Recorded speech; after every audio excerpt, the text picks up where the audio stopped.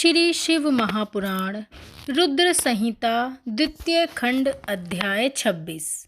प्रयाग में समस्त महात्मा मुनियों द्वारा किए गए यज्ञ में दक्ष का भगवान शिव को तिरस्कार पूर्वक श्राप देना तथा नंदी द्वारा ब्राह्मण कुल को शाप प्रदान। भगवान शिव का नंदी को शांत करना। ब्रह्मा जी कहते हैं, नारद, पूर्व काल में समस्त महात्मा मुनि प्रयाग में एकत्र हुए थे। वहाँ सम्मिलित हुए उन सब महात्माओं का विधि विधान से एक बहुत बड़ा यज्ञ हुआ। उस यज्ञ में सनकादि सिद्धगण, देवाग, प्रजापति, देवता तथा ब्रह्मा का साक्षात्कार करने वाले ज्ञानी भी पधारे। मैं भी प्रतिमान महातेजस्वी निगमों और आगमास युक्त हो सपरिवार वहाँ गया। अनेक प्रकार के उत्सवों के साथ वहाँ उनका विचित्र समाज जुटा था। नाना शास्त्रों के संबंध में ज्ञान चर्चा एवं वाद विवाद हो रहे थे। उसी अवसर पर सती तथा पार्षदों के साथ त्रिलोक हितकारी सृष्टिकर्ता एवं सबके स्वामी भगवान रुद्र भी वहाँ पहुँचे। भगवान शिव को आया देख संपूर्ण देवताओं, सिद्धों द्वारा, मुनियों और मैंने भी भक्ति भाव से उन्हें प्रणाम किया और उनकी स्तुति की। फिर शिवजी की आज्ञा पाकर सब लोग प्रसन्नता पूर्वक यथा स्थान बैठ गए।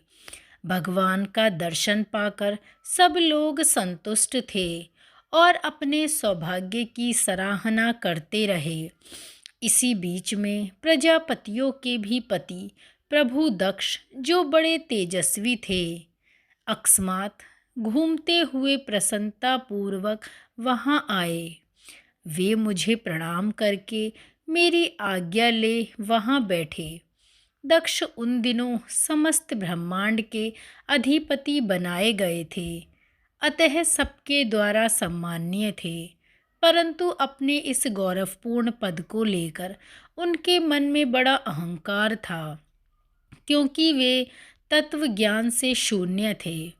उस समय समस्त देवर्षियों ने नतमस्तक हो स्तुति और प्रणाम के द्वारा दोनों हाथ जोड़कर उत्तम तेजस्वी दक्ष का आदर सत्कार किया। परंतु जो नाना प्रकार के लीला विहार करने वाले, सबके स्वामी और उत्कृष्ट लीलाकारी स्वतंत्र परमेश्वर हैं, उन महेश्वर ने उस समय दक्ष को मस्तक नहीं झुकाया। वे अपने आसन पर ही बैठे रहे, खड़े होकर दक्ष का स्वागत नहीं किया। महादेव जी को वहाँ मस्तक झुकाते ना देख मेरे पुत्र प्रजापति दक्ष मन ही मन अप्रसन्न हो गए। उन्हें रुद्र पर सहसा क्रोध आ गया। वे ज्ञान शून्य तथा महान अहंकारी होने के कारण महाप्रभु रुद्र को क्रूर दृष्टि से देखकर सबको सुनाते हुए उच्च स्वर में कहने लगे। दक्ष ने कहा, ये सब देवता, असुर, श्रेष्ठ ब्राह्मण तथा ऋषि मुझे विशेष रूप से मस्तक झुकाते हैं, परंतु वह जो प्रेतों और पिशाचों से घिरा हुआ महामनस्वी बनकर बैठा है, वह दुष्ट मनुष्यों के समान क्यों मुझे प्रणाम नहीं करता। शमशान में निवास करने वाला यह निर्लज्ज जो मुझे इस समय प्रणाम नहीं करता, इसका क्या कारण है। इसके वेदोक्त कर्म लुप्त हो गए हैं। यह भूतों और पिशाचों से सेवित हो मतवाला बना फिरता है और शास्त्रीय विधि की अवहेलना करके नीति मार्ग को सदा कलंकित करता है। इसके साथ रहने वाले या इसका अनुसरण करने वाले लोग पाखंडी, दुष्ट, पापचारी तथा ब्राह्मण को देखकर उदंडा पूर्वक उसकी निंदा करने वाले होते हैं। यह स्वयं ही स्त्री में आसक्त रहने वाला तथा रति कर्म में ही दक्ष है। अतः मैं इसे श्राप देने को उद्धत हुआ हूँ। यह रुद्र चारों वर्गों से पृथक और कुरूप हो जाए, इसे यज्ञ से बहिष्कृत कर दिया जाए।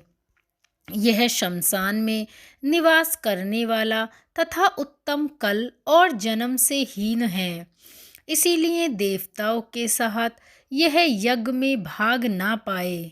ब्रह्मा जी कहते हैं, नारद, दक्ष की कही हुई यह बात सुनकर भृगु आदि बहुत से महर्षि रुद्रदेव को दुष्ट मानकर देवताओं के साथ उनकी निंदा करने लगे।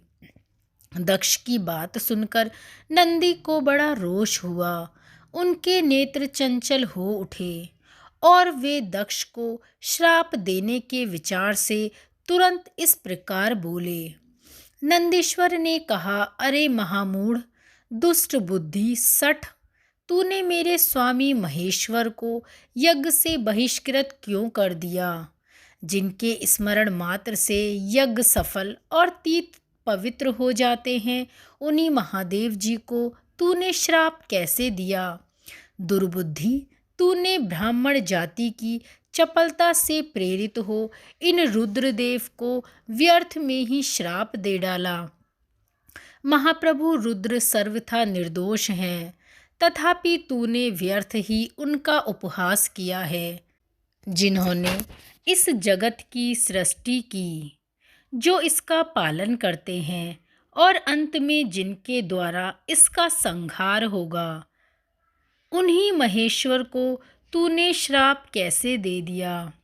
नंदी के इस प्रकार फटकार लगाने पर प्रजापति दक्ष रोष से आग बबूला हो गए और उन्हें श्राप देते हुए बोले, अरे रुद्रगणों, तुम सब लोग वेद से बहिष्कृत हो जाओ, वैदिक मार्ग से भ्रष्ट तथा महर्षियों द्वारा परित्यक्त हो, पाखंडवाद में लग जाओ और शिष्टाचार से दूर रहो।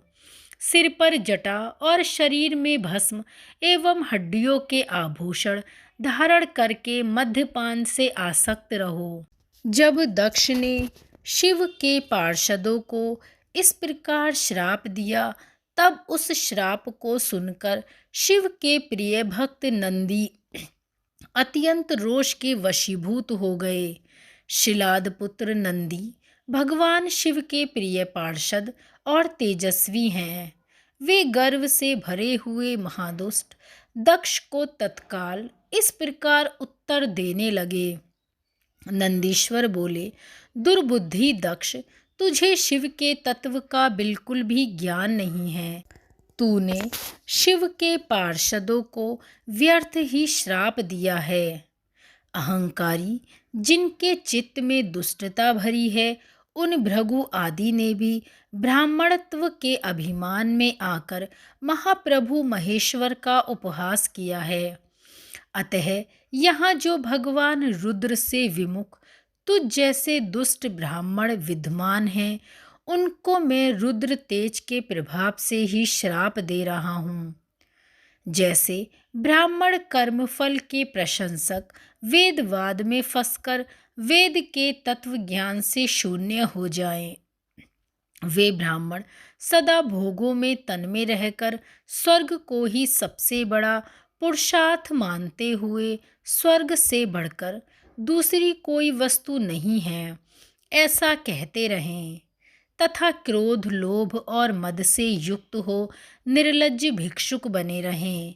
कितने ही ब्राह्मण वेद मार्ग को सामने रखकर शूद्र का यज्ञ कराने वाले और दरिद्र होंगे। सदा दान लेने में ही वे लगे रहेंगे। दूषित दान ग्रहण करने के कारण वे सबके सब नरकगामी होंगे। उनमें से कुछ ब्राह्मण तो ब्रह्म राक्षस भी होंगे। जो परमेश्वर शिव को सामान्य देवता समझकर उनसे द्रोह करता है, वह दुष्ट बुद्धि वाला प्रजापति दक्ष तत्व ज्ञान से विमुख हो जाए। यह विषय सुख की इच्छा से कामना रूपी कपट से युक्त धर्म वाले गृहस्थाश्रम में आसक्त रहकर कर्म कांड का तथा कर्म फल की प्रशंसा करने वाले सनातन वेदवाद का ही विस्तार करता रहे, इसका आनंददायी मुख नष्ट हो जाए। यह आत्मज्ञान को भूलकर पशु के समान हो जाए। यह दक्ष कर्म भ्रष्ट हो शीघ्र ही बकरे के मुख से युक्त हो जाए। इस प्रकार कुपित हुए नंदी ने जब ब्राह्मणों को और दक्ष ने महादेव जी को श्राप दिया, तब वहाँ महान हाहाकार मच गया। मैं वेदों का प्रतिपादक होने के कारण शिव तत्व को जानता हूँ, इसलिए दक्ष का वह श्राप सुनकर मैं बारंबार उसकी तथा भृगु आदि ब्राह्मणों की भी निंदा करता हूँ। सदाशिव महादेव जी की नंदी की यह बात सुनकर हंसते हुए मधुर वाणी में बोले और नंदी को समझाने लगे। सदाशिव ने कहा, नंदी, मेरी बात सुनो। तुम तो परम ज्ञानी हो, तुम्हें क्रोध नहीं करना चाहिए। तुमने भ्रम से यह समझकर कि मुझे श्राप दिया गया है, व्यर्थ ही ब्राह्मण कुल को श्राप दे डाला। वास्तव में मुझे किसी का श्राप छू ही नहीं सकता, अतः तुम्हें उत्तेजित नहीं होना चाहिए। वेद मंत्राक्षर में और सूक्त में है, उसके प्रत्येक सूक्त में समस्त देहधारियों की आत्मा प्रतिष्ठित है, अतः उन मंत्रों के ज्ञाता नित्य आत्मवेत्ता हैं। इसलिए तुम रोषवश उन्हें श्राप ना दो। किसी की बुद्धि कितनी भी दूषित क्यों न हो, वह कभी वेदों को श्राप नहीं दे सकता। इस समय मुझे श्राप नहीं मिला, इस बात को तुम्हें समझना चाहिए। तुम सनकादिक सिद्धों को भी तत्व ज्ञान का उपदेश देने वाले हो, अतः शांत हो जाओ। मैं ही यज्ञ हूँ, मैं ही यज्ञ कर्म हूँ। यज्ञों के अंगभूत समस्त उपकरण भी मैं ही हूँ। यज्ञ की आत्मा मैं ही हूँ, यज्ञ परायण यजमान भी हूँ, यज्ञ से बहिष्कृत भी मैं ही हूँ।